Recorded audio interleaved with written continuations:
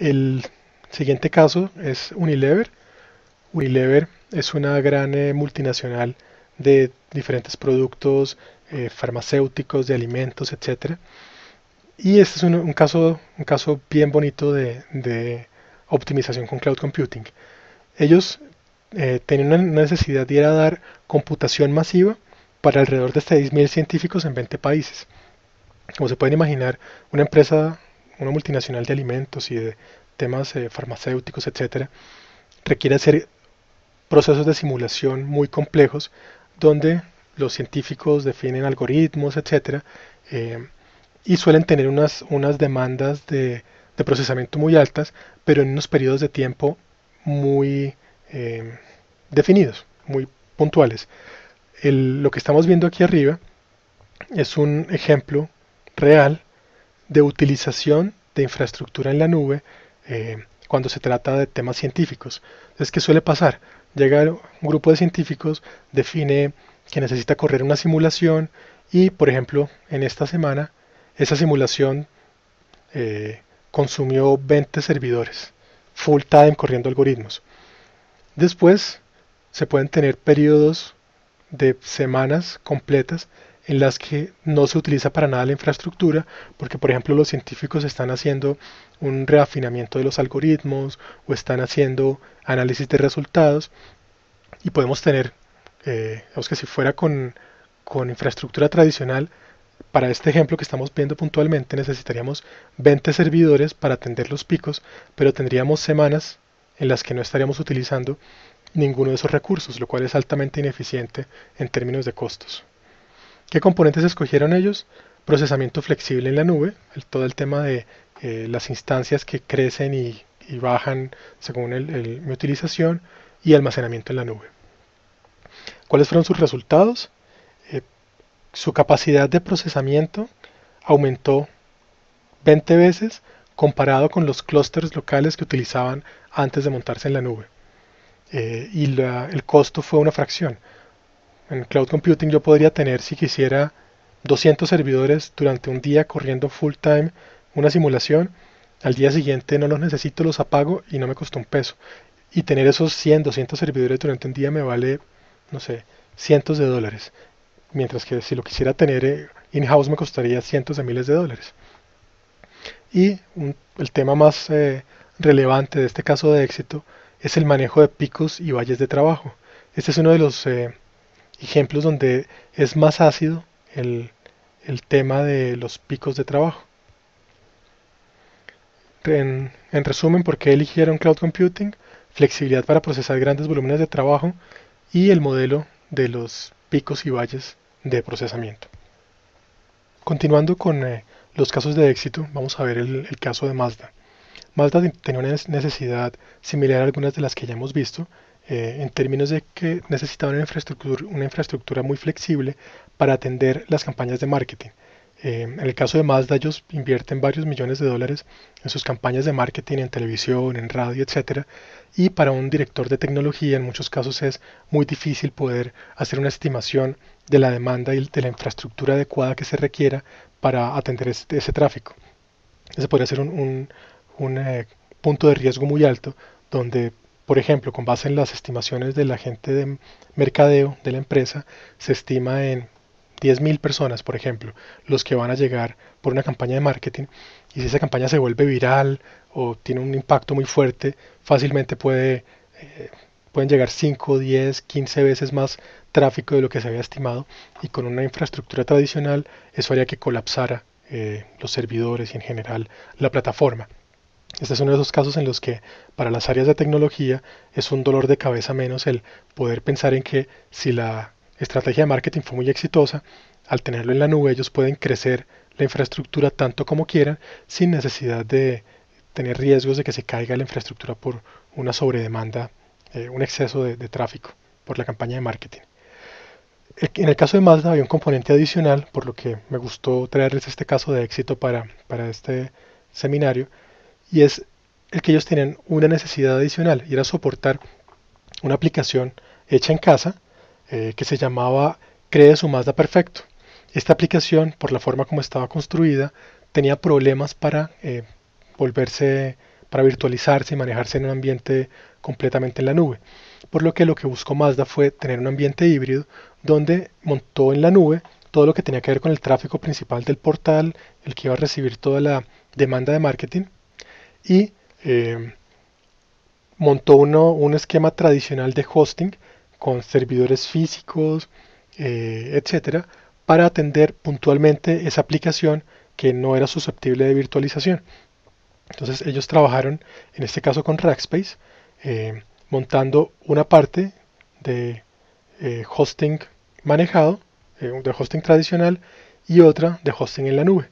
Y las dos interactuaban sin problemas, no importa que tenían una parte en la nube y otra parte en un hosting tradicional.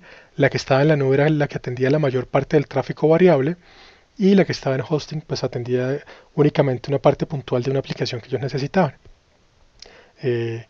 Los componentes fueron básicamente esa, la solución híbrida de hosting y computación en la nube, y sus resultados fueron bien interesantes.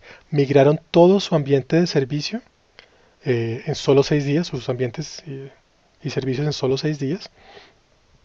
El tiempo de disponibilidad de la plataforma ha sido del 100%, no han tenido ni una sola caída con este sistema en la nube y con el hosting híbrido, y han soportado sin problema picos de 60.000 visitantes únicos por día. Entonces lograron atender los picos de atención de usuarios. En resumen, ¿por qué escogieron Cloud Computing? Economía de la solución en la nube versus hosting en sitio. Y un tema muy importante, y esto por favor anótenlo en sus agendas, en sus notas: el tráfico es impredecible por campañas de marketing. Esto puede hacernos colapsar nuestros sistemas. Este es uno de los ejemplos clásicos donde la mejor opción es irse a la nube. Bueno, vamos a ver uno de mis ejemplos favoritos de computación en la nube. Este es un caso de éxito muy reciente. Es de la NASA, del Jet Propulsion Laboratory, puntualmente con una sonda espacial que enviaron a Marte, que se llama el robot o la sonda Curiosity. Ellos tenían una necesidad muy puntual, y era presentar en tiempo real el aterrizaje de este robot en Marte. ¿Y eso qué implicaba?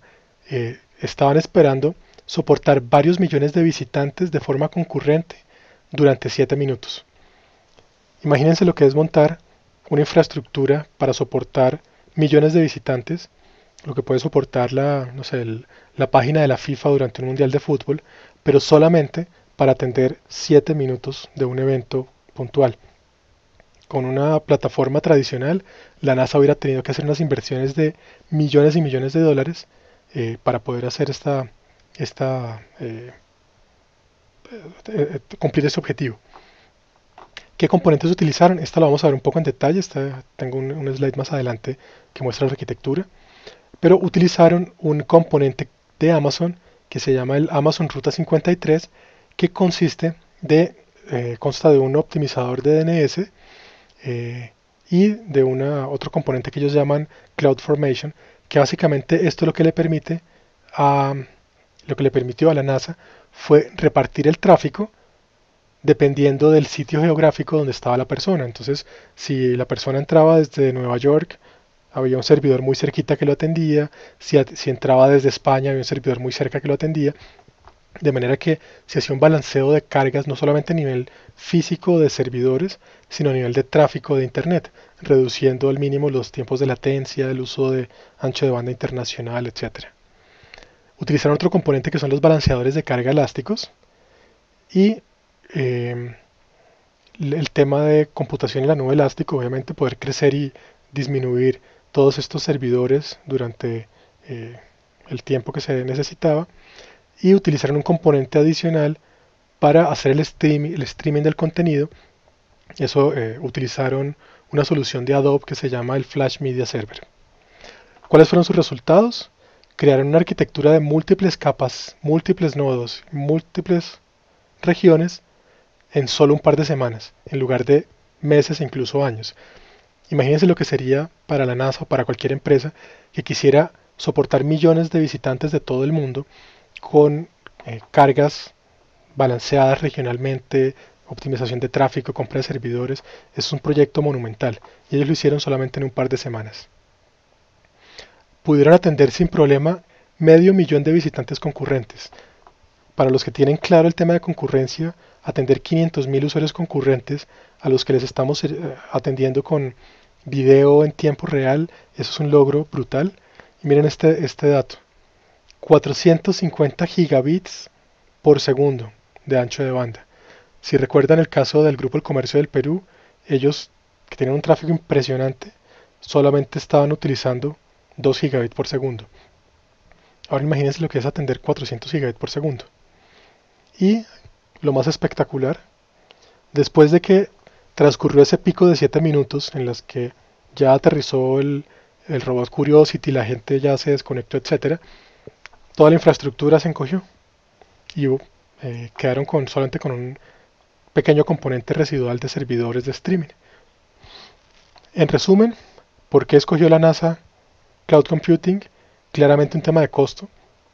Se ahorraron millones y millones de dólares que le hubiera costado haberlo hecho en infraestructura tradicional. Durante un pico de solo 7 minutos atendieron 500.000 de personas. Eso es prácticamente imposible hacerlo o sería muy costoso hacerlo con una infraestructura tradicional y tiempo de implementación. Amazon, al igual que Rackspace y los demás, permiten mediante sus consolas crear servidores y servidores en cuestión de minutos. Es muy rápido de implementar. Miremos un poco la arquitectura. Tenemos por aquí la señal satelital llegando desde Marte. Esto llega a los servidores de streaming que se encargan de enviarlos de forma digamos que organizada a las diferentes locaciones en las que la NASA identificó que iba a tener un mayor tráfico. Tenían servidores en Europa y en Estados Unidos, en esta digamos, nube de data centers que tiene Amazon, y tenían diferentes componentes. Entonces tenían sus componentes de CloudFormation y de Ruta 53, que son los que identifican de dónde viene la persona, y si viene de España, pues lo redireccionan al servidor de España en lugar de mandarlo hasta Estados Unidos. Tienen sus balanceadores de carga, sus firewalls, sus nubes y nubes de servidores para atender esos picos. Y básicamente esa fue la infraestructura, la arquitectura de múltiples capas multiregional que creó la NASA para este proyecto de 7 minutos.